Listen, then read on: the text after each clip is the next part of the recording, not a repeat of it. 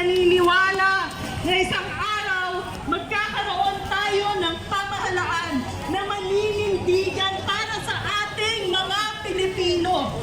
Isa pa pong nakakalungkot ngayon ay yung madinig na mismo ang mga taong hinalal, ang mga tao sa pamahalaan ang nagpapakalat ng fake news.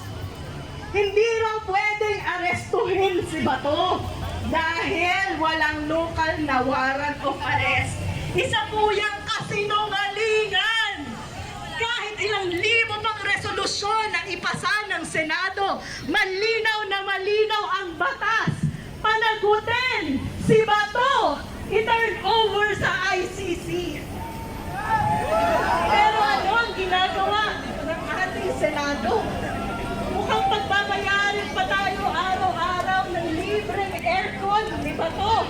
Staycation muna daw sa Senado. Ang sarap ng buhay, hindi po ba?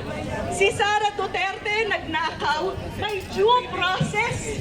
Si Bato pumatay, pero magbabakasyon pa sa Senado. Pero yung mga biktima nilang na EJK, may katarungan bang nakukuha? Wala! Kaya po tayong mga Pilipino, nakakapagod, napakahirap, pero patuloy tayong magtitiis sa ilalim ng araw, patuloy na babalik dito sa harap ng Senado hanggang si Sara Duterte ay mapanagot, hanggang si Bato de la Rosa ay maaresto at maipadala sa dahig. Mabuhay po tayong lahat. Maraming salamat.